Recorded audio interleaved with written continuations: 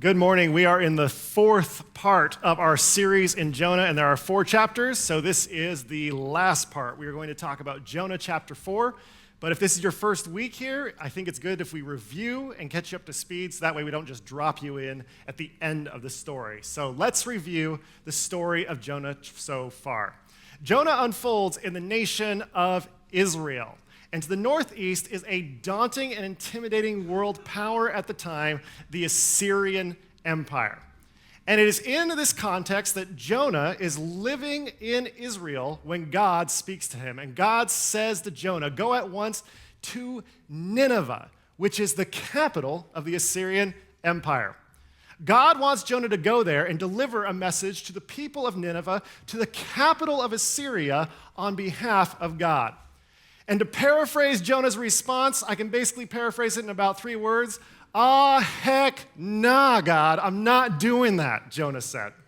And so Jonah got on a boat at a city called Joppa and headed in the exact opposite direction, not just to the next town or next port over, but instead all the way to Tarshish, which was basically the edge of the world for Jonah and his people in Israel. And while Jonah is on the boat, they have some smooth sailing initially, but then God sends a great and terrible storm which frightens everybody on the boat. Eventually, Jonah comes clean to the other sailors and says, I think God's a little upset with me because I said, heck nah.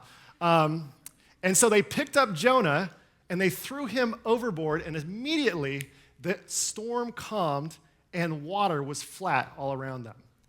Now, upon seeing this, the sailors praised God for sparing their lives, and before Jonah can get a word of praise out, he is swallowed by a fish, and he lives inside the belly of a fish for 3 days, the story tells us. Now, while he is inside the belly of a fish, he prays a prayer that, if we can paraphrase it, it's basically him saying to God, thank you, God, for saving my life with this fish. And at the end of his prayer, when he says amen, after 3 days, the fish vomits Jonah up onto the seashore, and Jonah picks up himself and begins to cross the hot desert, heads eastward toward the capital city of Nineveh, which is where chapter 3 unfolds. Now, the narrator in this story tells us that it takes about 3 days to cross the entire city of Nineveh. And on the first day, Jonah thinks to himself, okay, I've got to give this message to all of Nineveh. This will be a 3-day journey. And so he plans on a 3-day journey through the city of Nineveh. And on day 1, he begins to tell the people of Nineveh that God is very angry with them. And if I were to paraphrase it, Jonah basically said to all of them, you're all going to die and there's nothing you can do about it. Now, the king hears this message. The king of Nineveh hears this message and immediately responds very strongly to this message. He actually releases a royal edict and proclaims to all of Nineveh that they're going to change their ways. And when he's asked why they're doing this, he says, who knows?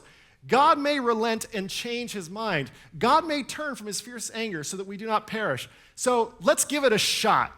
Let's try to show God that we can change and see if God offers us mercy. And so all of Nineveh repents. They all say, we're sorry, we've been bad, we want to change and go forward with a different direction. Please don't kill us, O God. And chapter 3 concludes with this verse. When God, looking down from heaven, saw what they did, how they turned from their evil ways, God changed his mind about the calamity that he had said he would bring upon them, and he did not do it. In other words, Jonah planned on a 3-day journey through all of Nineveh. He was so effective in his preaching, God canceled the last 2 days and said, I've seen enough, we're good. That's the end of chapter 3, which is where we left the story last week. And then chapter 4 begins. And my friends, it's a doozy. Because Jonah chapter 4 begins with the focus back on the main character, Jonah. And we read in chapter 4, verse 1, but this was very displeasing to Jonah, and he became angry. He looked around at this city that was still standing, who he was sure God was going to destroy, and said, this isn't right. And while I initially thought at this point that Jonah headed out to the wilderness at this point to complain against God, the story's pretty clear that he stays in the city and begins his complaint right in the middle of the city streets. Here in verse 2, Jonah prays a prayer to God, which is rather bizarre. Jonah says, "Oh Lord, is this not what I said while I was still in my own country? That is why I fled to Tarshish at the beginning. For I knew that you are a gracious and merciful God, slow to anger, abounding in steadfast love, and relenting from punishment.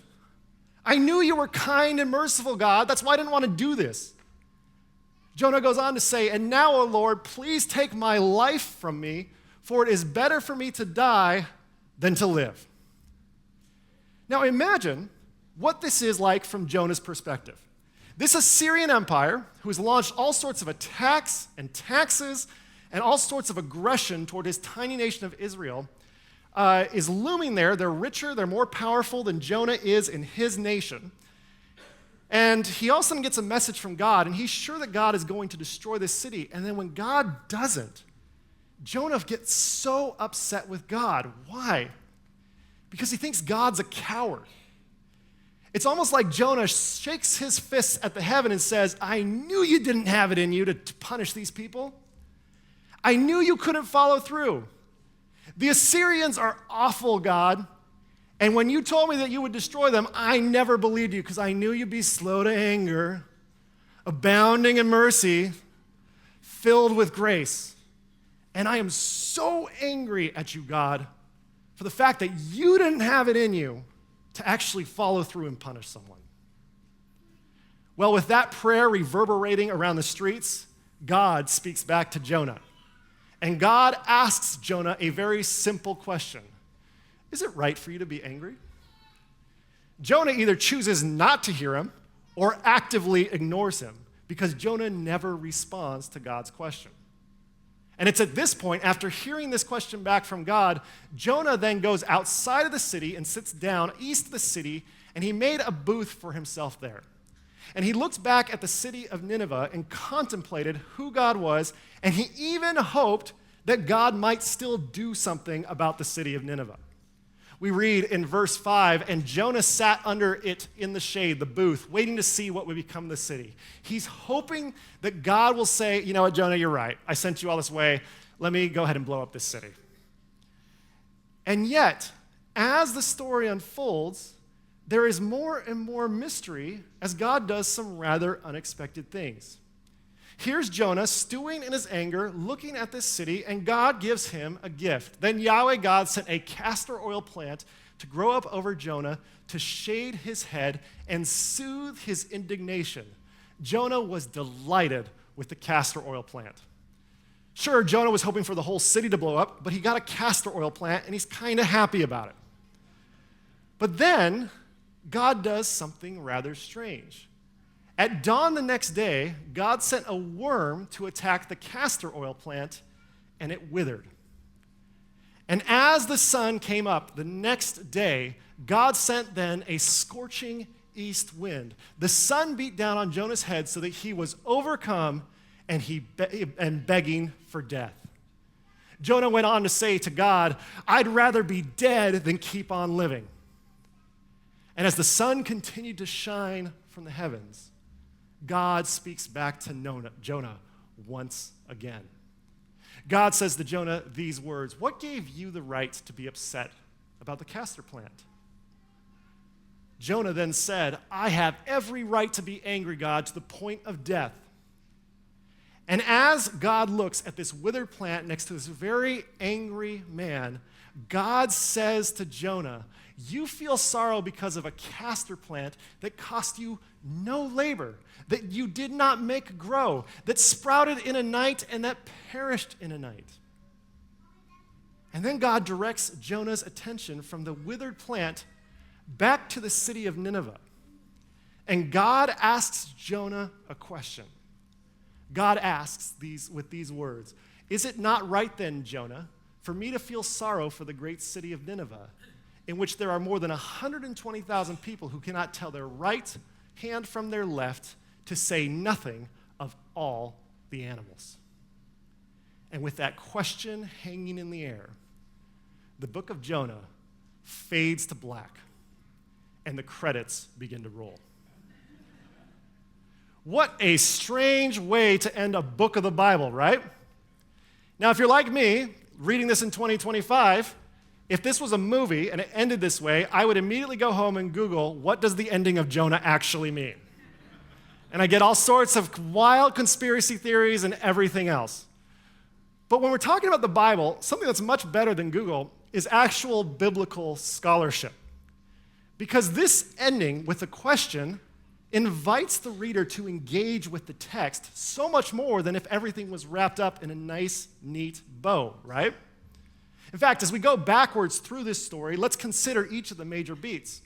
Here's a question where God is saying to Jonah, shouldn't I be concerned with these people who can't tell what is good from what is bad? And there is a great scholar who used to teach at the University of Biblical Hebrew. His name is Dr. Yair Zokovich. And he said this about the ending of Jonah. He said, this book concludes with a question, suggesting that the reader must carefully ponder the nature of God. In other words, the author wants you to finish this book and start to ask yourself a question. Who is this God? Who's God really? Not who do we think God will be, not who has God been in the past, but who is this God now? And when you look at this question, it's almost like, is this God someone that is worthy of worship?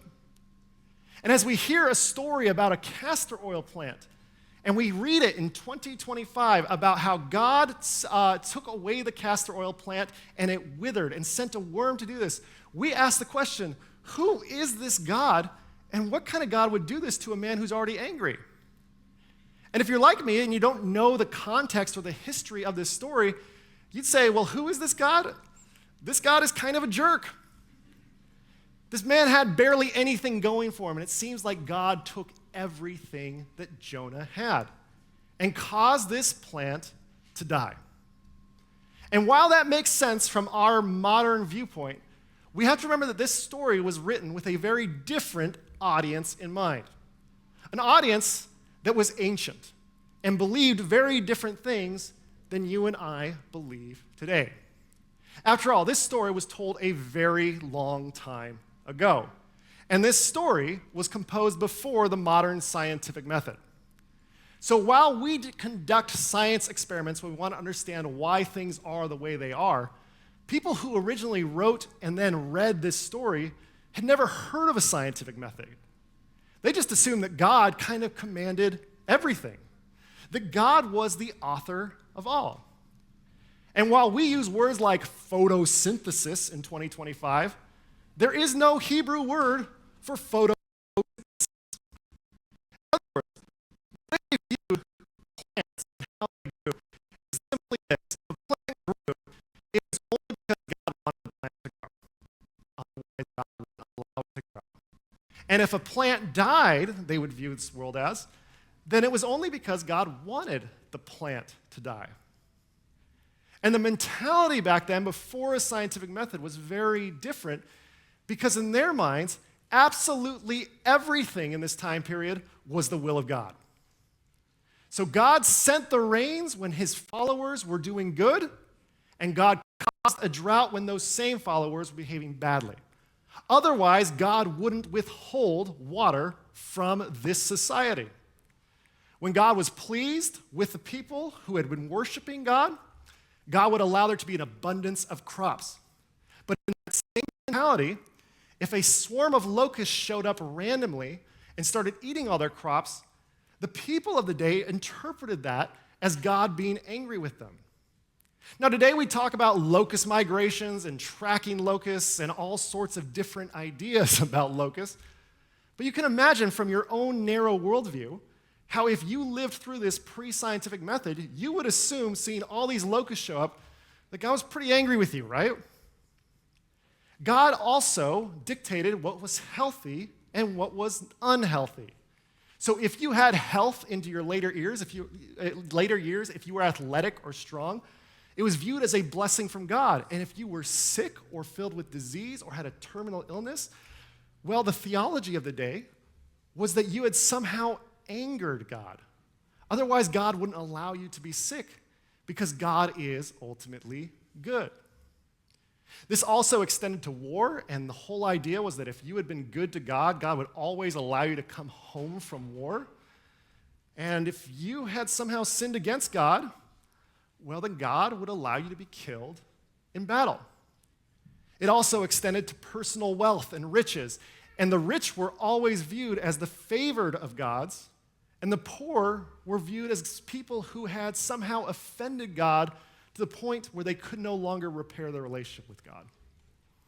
I point all these out because to really read this story correctly, we have to step back into a mentality of the original author and the original audience, which was everything was the will of God.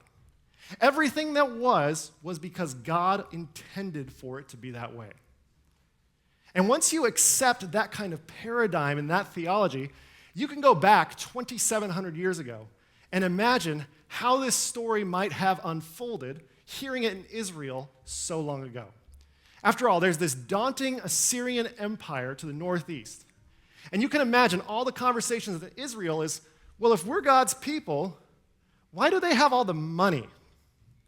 Why does Assyria have all the weapons?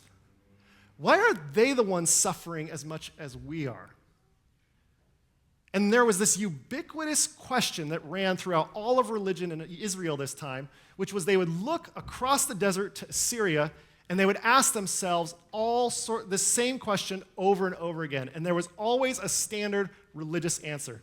The ubiquitous religious question is, why does God allow the Assyrian Empire to thrive at the expense of our nation's suffering? And the standard religious answer was very simple. Very simple. Religion would respond to this theological question by saying, well, we are so sinful that we deserve all of the suffering we have received from the Assyrians. Now, I don't know how that answer feels to you, but it makes me kind of die inside. And then I think about how this theology was very pervasive during the time of Jonah.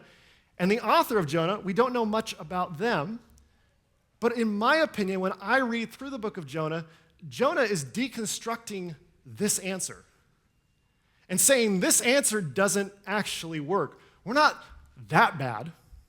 Sure, we're not perfect, but we're not worthy to be like oppressed by an empire for generation after generation. The book of Jonah even goes further and it deconstructs this ubiquitous religious question and says, we're asking the wrong question. And the book of Jonah asks all of this through a narrative about a guy who's swallowed by a fish and has to go to the heart of his enemy's location. So when you read through Jonah, you realize that if this is the context, Jonah is reframing the entire question, theology, understanding of God by asking a new religious question and offering a new religious answer. The new religious question that the book of Jonah dares to ask is this: if God allows the Assyrians to thrive at the expense of our suffering, then is God actually good? Is God worth worshiping? And when you read through the book of Jonah and you end on that question mark, you realize that the religious answer it is giving, that this book that we consider to be sacred is giving to all of us today, is, well, that's up for the reader to decide. You look at the world and you decide if God is actually good, even with Assyria fully intact and oppressing other nations. And when you look at this scene that begins Jonah chapter 4, where Jonah is praying at the top of his lungs, he's shaking his fist towards the heaven and saying, I knew you didn't have it in you. What is he really saying here? He's looking up at God, he's thinking of all his people suffering, and he's saying three very clear words, in my opinion. It's not fair. But more specifically, what is the it in that statement? Jonah is saying, God's not fair. God's not taking care of this. This is an injustice that the Assyrians have so much power, so much wealth, that they oppress us, that they kill us. God isn't fair, and God needs to change in order for God to be good. And the book of Jonah, this book that is often portrayed as a children's story, asks us really difficult questions, doesn't it? Questions like, who is this God that allows the Assyrians to thrive at the expense of the Israelites? And is this God still good? Can God be good if Assyria is allowed to exist? Or is God actually not good? Or is God powerless? Or is God an unfair and unjust God? These are some difficult questions to ask, right? And the author of Jonah has led us this far into these difficult questions, and the way this author gets us out of it is nothing short of brilliant, in my opinion. Because in raising these really difficult questions, he then gives us a story about a castor oil plant. And it talks so much about these questions and leads us further into them. Because it's not hard to see that this oil plant, this castor oil plant, is a metaphor for something. Which raises the question, what does the plant represent in this story? Well, the author gives us a little tell when the author reveals what God says about this plant a few verses later. God replied to Jonah, "You feel sorrow because of a castor plant that cost you no labor, that you did not make grow, that sprouted in a night, and that perished in a night." In my opinion, and we can disagree on this, the castor oil plant represents something very tangible. The castor oil plant represents unearned blessing. The blessings in life that you have not earned, that you were just given graciously by forces and powers beyond your control. And so in this short story in the middle of Jonah chapter 4, we hear about how Jonah receives an unearned blessing, and Jonah also loses an unearned blessing. How many of you here have at one point received an unearned blessing? How many of you have lost an unearned blessing? So are we talking about castor oil plants? Or are we talking about life? We're talking about life. And when we look at what happens with this castor oil plant, it is a blessing that is suddenly gone. Jonah experiences the loss. And how does Jonah react to God? He begs for death. In other words, Jonah hates this God. Jonah hates this God that would take things away or allow bad things to happen. And as the last scene is the city of Nineveh and God pointing to Nineveh and saying, "Look at this city filled with people who can't tell what is right and what is wrong. Shouldn't I have mercy on them?" The question becomes, who is this God? And it's very obvious to me in the 4th chapter of Jonah that Jonah hates this God. Jonah doesn't like this God. It's pretty obvious from the beginning of this book till the very end that Jonah can't stand the way that God runs the world. And while that may sound like bad news, I believe that if Jonah hates this God, that means it's also possible to love this same God. Which brings us to the year 2025. If you didn't know this about Paradox, we are a church that tends to be a bit more progressive on some social issues, as well as a bit more progressive with our theology, while also trying our best to be deeply rooted in our tradition.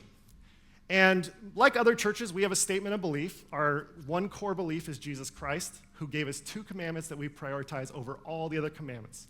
The 2 commandments are love God and love others. And I have to say, I've been around progressive Christianity for a while, and something that frustrates me is, as progressive Christians, we've really kind of let the love of God go. Our love for God, we've allowed the conservatives to hijack, and they're the only people who are allowed to stand up and say, "I love God," because we immediately assume they're ultra-conservative.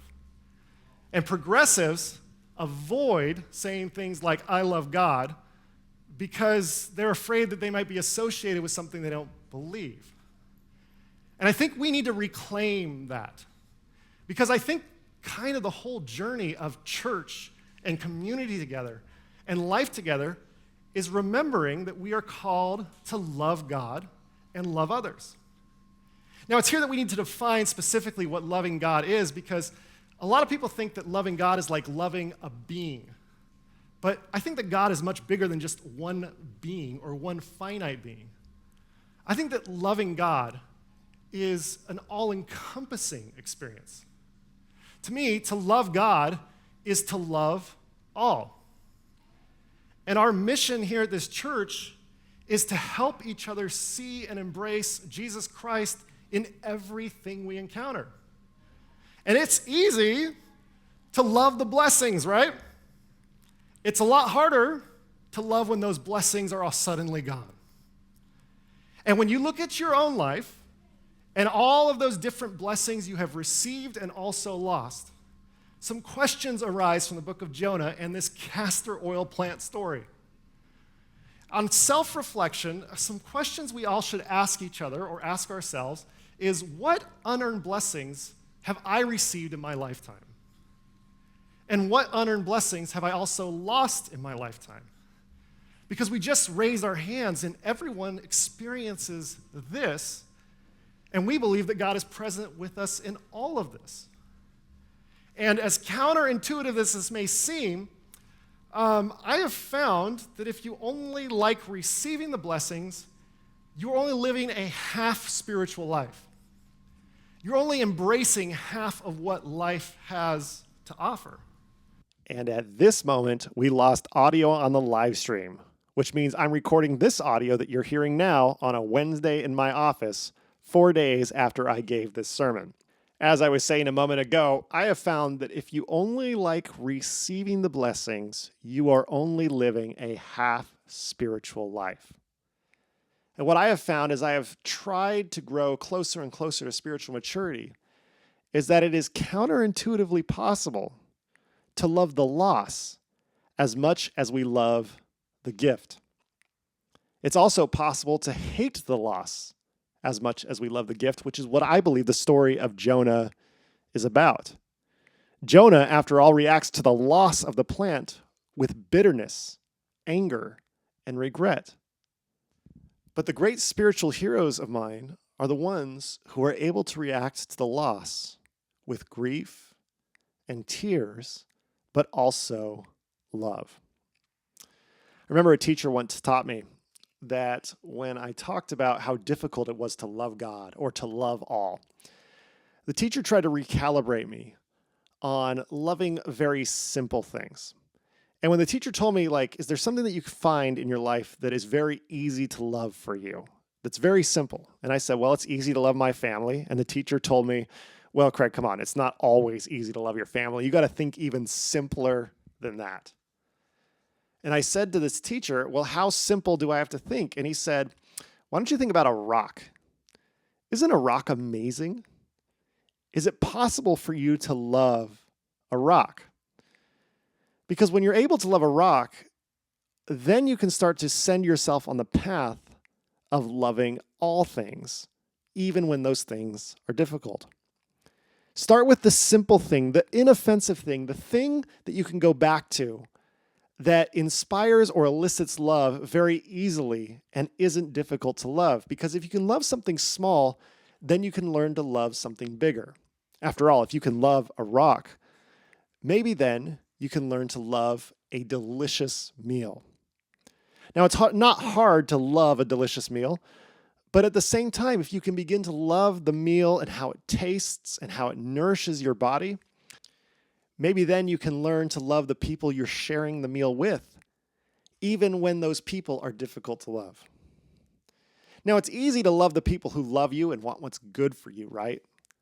It's more difficult than loving a delicious meal. It's more difficult than loving a rock, but it's easy to love the people who love us in return, right? But we're never going to learn how to love the people who are difficult without first loving the people who love us. And maybe after you've learned to love the people, as inconsistent as they are, who love you, then you can learn how to love your enemies, your political adversaries, the opponents who tear down justice when justice is a very obvious path. And while someone who is a justice warrior and believes that we should be doing what we can to make things right in the world might hear a sermon like this and say, are you serious? You're telling me I'm supposed to love all when there are people who are actively working for the destruction of humanity? My response is, it's possible, yes. Fighting for justice is an exhausting experience because you are going to come across stories over and over again of injustice. But my question is not, do you love the winning in the story of your fight for justice? Instead, my question is, do you love the fight itself for justice? Do you love the relationships you make with the people who stand side by side with you when there is some corruption in front of you? And the fight for justice is exhausting, but so is everything that we love, isn't it? I would argue that the entire play of Hamilton is a story about a man who loves the fight for justice. And this man is imperfect and makes mistakes and even enacts injustice himself at times. But ultimately, it's a story about a man coming to terms with loving the fight for justice. Now, it's possible that a critic may hear this sermon and say to themselves, well, Craig, it's easier for you as a white cishet male to love all and love all things when you have all sorts of privileges that you benefit from that I don't. To which I would say that's a fair point. Totally agree. Which is why it's important to read and champion ideas from authors that are people of color, that are of different genders and all genders, and are of queer sexual orientations. There is a book that is very similar to this concept of learning to love all from an author named Kai-Cheng Tom, who is Canadian, Chinese, and a trans woman. She recently wrote a book in the year 2023 entitled Falling Back in Love with Being Human. And the book is a collection of love letters to the people who are difficult to love. In the intro to this book, she writes these words: "This is a book of love letters to dead people, to exes, to prostitutes and johns, love letters to weirdos and monsters, to transphobes and racists, to everyone and everything I have ever had trouble holding in my heart. I needed to know," she continues, "that I could love them, because that meant that I could still love myself as hopeless and lost as I had become." She goes on to write, "From the depths of my rage and despair, I needed to find my way back to love." And the book is filled of letters that Kai-Cheng Tom wrote to people who are difficult to love. Why? Because she wanted to find her way back to love rather than wallow in bitterness. And while the letters aren't always written to the most difficult people, for instance, she writes a letter to all of the trans feminists who have stood on her behalf and made her life easier, that have gone before her, she does write to people who have made her life difficult. People like Jesus Christ, who in her letter to Jesus, she doesn't say to him that it's his problem, but she does talk about how his name has been used to oppress her. And toward the end of the letter, she imagines a scenario in which she asks Jesus to tell her something that she doesn't know. And Jesus, in her imagination, tells her, "Grace is the divine love that all beings are worthy to receive, even in light of all we've done wrong." There's another letter to J.K. Rowling, the author of Harry Potter, who has been quite vocal in her stance and her actions against trans women. Now, it's very obvious in reading this letter that Kai-Cheng Tom has written to J.K. Rowling that Kai-Cheng Tom is a fan of the Harry Potter series. And it's been difficult for her to reconcile her fandom with this poster child, essentially, or poster mother of the anti-trans movement. And so in this letter to J.K. Rowling, she writes these words. Kai-Cheng Tom says, "I bet between the two of us, we could figure it out. You and me, survivors both. You and me, students of enchantment. You and me. And the army of girls and women between us. All of us, monsters and witches, the ones who lived." What I loved about that letter is that it's an invitation to try to work things out rather than a vilification. And between all of these letters, Kai-Cheng Tom teaches us that there is something worth trying to return to loving all, even the people who oppress or oppose us, as opposed to choosing hatred and anger and bitterness. In other words, I believe that Kai Cheng Tom is teaching us it's possible to love all of this, or as we like to say when we define what it means to love God, it's possible to love God now. And so, my friends, I want to invite you to step away from your anger and bitterness today. I want to invite you to try to find your way back to love, to write love letters to the people in your life who are difficult to love, so that over the course of your lifetime, you may be able to learn to love the Lord your God with all your heart, with all your mind, and with all your soul. Amen.